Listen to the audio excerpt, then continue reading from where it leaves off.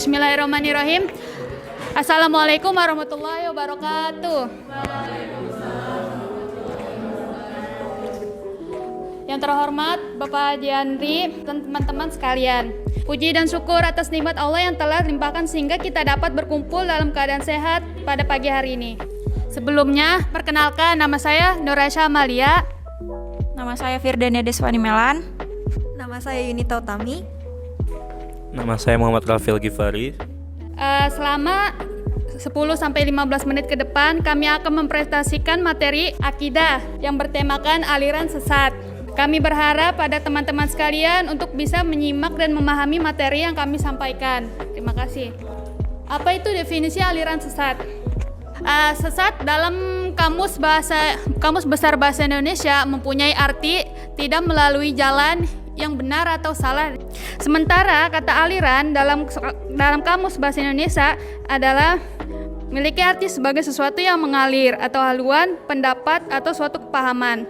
Nah, dari kedua pengertian tersebut, jika disambungkan kedua katanya menjadi aliran sesat dengan kalimat lain mempunyai makna sebagai suatu pendapat atau paham yang tidak melalui jalan yang benar dan tidak sesuai dengan ketentuan yang sudah berlaku. Next. Al-Quran menyebutkan orang-orang yang tersesat jauh dalam surat Ibrahim ayat 3. A'udzubillahi minasyaitonirrajim. Bismillahirrahmanirrahim.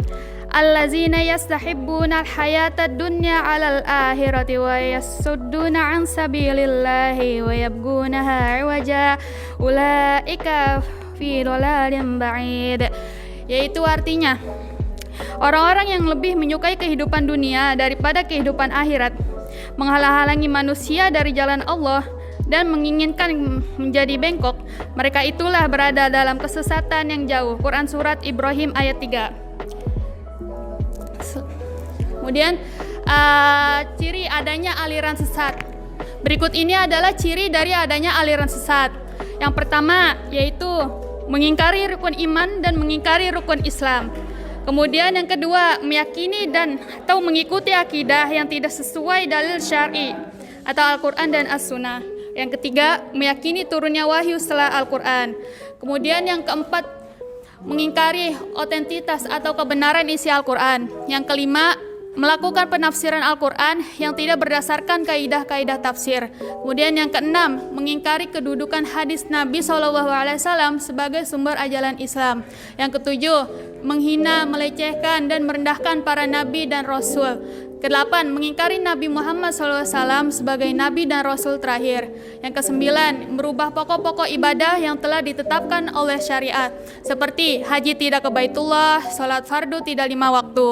Yang terakhir, 10, mengkafirkan sesama muslim tanpa dalil syar'i, seperti mengkafirkan seorang muslim hanya pada kelompoknya saja. Ya, kemudian di sini ada faktor adanya aliran sesat. Untuk memahami fenomena aliran yang dinilai sesat di Indonesia, banyak yang berasumsi bahwa hal tersebut merupakan sebuah gejala sosial politis. Secara sosiologis, banyak yang bermunculan tentang aliran sesat dan fenomena masyarakat di mana mereka mudah percaya dengan gejala janji-janji yang instan. Sebagaimana yang telah diuraikan di atas, dapat digarisbawahi bahwa aliran sesat di Indonesia disebabkan oleh beberapa faktor-faktor tersebut. Seperti yang pertama, ada ulama yang berakidah menyimpang. Yang kedua, kebodohan kaum muslimin. Yang ketiga, memiliki standar pemahaman yang benar. Yang keempat, ikhtilaf yang disadari hawa nafsu. Yang kelima, rasa asabiyah atau fanatisme golongan. Yang keenam, ada hasad atau dengki. Yang ketujuh, ada kecenderungan menyuburkan bid'ah atau hawa nafsu. Dan yang kedelapan, menuhankan akal dan menomorduakan nakli atau dalil. Selanjutnya, ada dampak adanya aliran sesat. Dampak dari munculnya aliran sesat ini membuat keresahan di kalangan masyarakat, mulai dari menghilangnya sanak saudara dan kaum kerabat sampai kepada krisis kepercayaan kepada agama. Kerusuhan yang terjadi di mana-mana yang mengakibatkan tumbuh dan berkembangnya aliran sesat ini. Aksi pembakaran dan pengrusakan terhadap aliran yang dicap sebagai aliran sesat terjadi di mana-mana. Masyarakat dengan hebatnya merusak sarana-sarana ibadah mereka dan menghakimi para pengikutnya. Rasulullah Shallallahu Alaihi Wasallam bersabda, "Aku tinggalkan di tengah-tengah kalian 2 hal, kalian tidak akan sesat jika berpegang teguh pada keduanya, yaitu kitabullah, Al-Quran, dan sunnah hadis." Hadis riwayat Al-Hakim. Sebagaimana Allah Ta'ala mensifati orang-orang mensyirikan yang sesat sebagai orang-orang yang tidak paham, sebagaimana yang tertera dalam Quran surat Al-Furqan ayat 44, yang dimana dijelaskan, "Atau apakah engkau mengira bahwa kebanyakan mereka itu mendengar atau memahami? Mereka tidak lain hanyalah seperti hewan ternak, bahkan mereka lebih sesat di jalannya." Quran surat Al-Furqan ayat 44. Selanjutnya ada berbagai aliran sesat yang berkembang di Indonesia, yaitu yang pertama ada aliran pembaharu Isa Bugis, yang kedua ada Faham Inkar Sunnah, yang ketiga ada Lembaga Dakwah Islam Indonesia atau LDII, yang keempat ada Agama Ahmadiyah, yang kelima ada Gerakan Syiah, dan yang keenam ada Gerakan Lembaga Kerasulan atau LK. Pertama, ada penjelasan aliran pembaruan Isa Bugis. Isa Bugis lahir tahun 1926 di Kota Bakti, Aceh, PD. Isa Bugis ini menerjemahkan dan menganalisa agama Islam berdasarkan teori pertentangan antara 2 hal, misalnya seperti ideologi komunis dengan kapitalis. Pokok-pokok ajaran Isa Bugis diantaranya ialah: yang pertama, air Zam-Zam di Makkah adalah air bekas bangkai orang Arab. Yang kedua, semua tafsir Al-Quran yang ada sekarang harus dimuseumkan karena semuanya salah. Yang ketiga, Nabi Ibrahim alaihissalam menyembelih Ismail adalah dongeng. Yang keempat, Ka'bah adalah kubus berhala yang dikunjungi oleh turis setiap tahun. Yang kelima, ilmu fikih, ilmu tauhid, dan sejenisnya adalah syirik. Ulama yang mengajarkan ilmu ini harus disingkirkan ke Pulau Seribu. Yang keenam, ajaran Nabi Muhammad adalah pembangkit imperialisme Arab. Setiap orang yang intelek diberi kebebasan untuk menafsirkan Al-Quran walau tidak mengerti bahasa Arab. Yang kedua, faham inkar sunnah.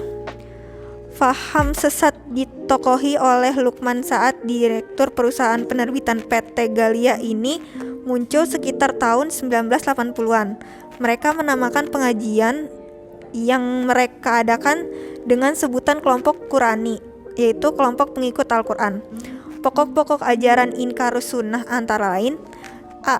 Tidak percaya kepada semua hadis Rasulullah SAW, menuntut mereka hadis itu bikinan Yahudi untuk menghancurkan Islam dari dalam. Yang kedua, dasar hukum dalam Islam hanyalah Al-Quran saja. Yang ketiga, syahadat mereka isyhadu bina muslimun. Yang keempat, sholat mereka macam-macam. Ada yang 2 rakaat dan ada juga yang sholatnya hanya iling saja. Yang kelima, haji boleh dilakukan selama 4 bulan haram, yaitu Muharram, Rajab, Zulqa'dah, dan Zulhijjah. Yang keenam, Rasulullah tetap diutus sampai hari kiamat. Yang ketujuh, Nabi Muhammad tidak berhak menjelaskan tentang ajaran Al-Quran, yaitu kandungan isi Al-Quran. Yang kedelapan, orang yang meninggal dunia tidak disolati karena tidak ada perintah di Al-Quran. Yang ketiga, ada Lembaga Dakwah Islam Indonesia atau LDII. Didirikan oleh Mendiang Nur Hasan Ubaidah Lubis, luar biasa, awalnya bernama Darul Hadis atau DH, tahun 1951. Kemudian berganti nama menjadi Islam Jamaah. Banyak artis yang tertarik dengan ajaran ini, antara lain karena adanya ajaran tebus dosa, pokok-pokok ajaran Islam Jamaah atau LDII. Yang pertama, orang Islam di luar kelompok mereka adalah kafir dan najis, termasuk kedua orang tua sekalipun. Yang kedua, wajib taat pada amir atau imam mereka. Yang ketiga, mati dalam keadaan belum bayat kepada amir atau imam LDII, maka akan mati jahiliyah atau kafir. Yang keempat, haram mengaji Al-Quran dan hadis kecuali kepada imam atau amir mereka. Yang kelima, Dosa bisa ditebus kepada sang amir atau imam, yang besarnya ditebus tergantung besar kecilnya dosa yang diperbuat dan ditentukan oleh amir atau imam. Yang keenam, harus rajin membayar infak, sodakoh, dan zakat kepada amir atau imam mereka. Selain kepada mereka adalah haram. Yang ketujuh, haram membagikan daging kurban atau zakat fitrah kepada orang Islam di luar kelompoknya. Kedelapan, haram sholat di belakang imam yang bukan dari kelompok mereka. Kalaupun terpaksa tidak perlu wudhu dan harus diulang. Aliran-aliran sesat yang ada di Indonesia. Yang keempat adalah Ahmadiyah. Ahmadiyah merupakan sebuah gerakan keagamaan yang didirikan di India pada 23 Maret 1889. Aliran Ahmadiyah didirikan oleh Mirza Ghulam Ahmad di India. Mirza dianggap sebagai nabi yang disejarkan dengan Nabi Isa, Nabi Musa, Nabi Daud. Aliran ini bermaksud untuk menyaingi kenabian Nabi Muhammad SAW. Ahmadiyah masuk di Indonesia pada tahun 1935 dan tersebar ke seluruh Nusantara. Pusatnya sekarang ada di Parung, Bogor, dan pokok-pokok dari aliran Ahmadiyah ini diantaranya Mirza Ghulam Ahmad mengaku dirinya nabi dan rasul, utusan Tuhan. Terus kemudian mengakui kitab mereka sama sucinya dengan kitab Al-Quran. Kemudian tetap turun wahyu sampai hari kiamat. Begitu juga nabi dan rasul diutus sampai hari kiamat. Yang keempat, mempunyai tempat suci sendiri, yaitu Qadian dan Robwah. Nabi Mirza tidak pernah naik haji ke Makkah. Berikutnya, mereka mempunyai surga sendiri yang letaknya di Qadian dan Rabwah, dan sertifikat kapling surga tersebut dijual kepada jamaahnya dengan harga yang sangat mahal.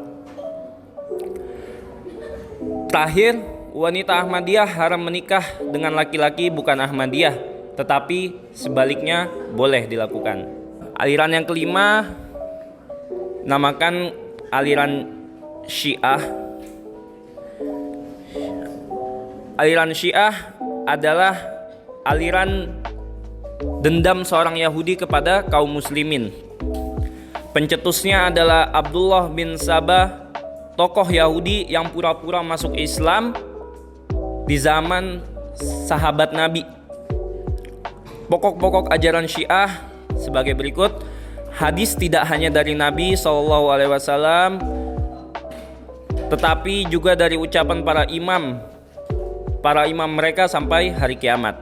Yang kedua, menghalalkan nikah mut'ah. Nikah mut'ah itu adalah kawin kontrak atau pelacuran mengatasnamakan agama. Padahal hal ini sudah dilarang dalam agama Islam.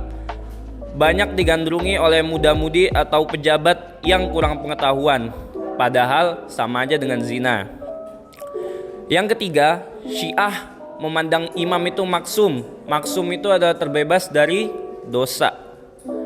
Berikutnya, Syiah memandang bahwa menegakkan agama adalah rukun agama. Kemudian Syiah menolak hadis yang tidak diriwayatkan oleh Ahlul Bait. Gerakan ini mempunyai yayasan yang bergerak di bidang pendidikan dan pesantren yang terdiri dari Yayasan Muthohari Bandung, Yayasan Al-Muntadhor Jakarta, Yayasan Mulia Sadra Bogor, dan masih banyak lainnya. Yang keenam, aliran sesat di Indonesia adalah gerakan lembaga kerasulan. Gerakan ini awalnya ingin mendirikan NII, Negara Islam Indonesia versi mereka sendiri, dengan tokohnya yaitu Aceng Syarifuddin. Mereka berpendapat bahwa Rasul itu diutus sampai hari kiamat. Kalau Rasul meninggal, maka harus ada Rasul baru, yaitu imam mereka. Tidak taat pada imam mereka berarti tidak taat pada Rasul, dan itu mereka masukkan ke dalam dosa besar. Pokok-pokok ajarannya adalah Rasul diutus sampai hari kiamat, wajib baiat serta taat pada imam. Dosa bisa ditebus dengan uang kepada imam. Besar kecilnya tergantung besar kecil dosa itu sendiri. Di luar kelompok mereka adalah kafir. Yang terakhir, mengaji harus pada imam.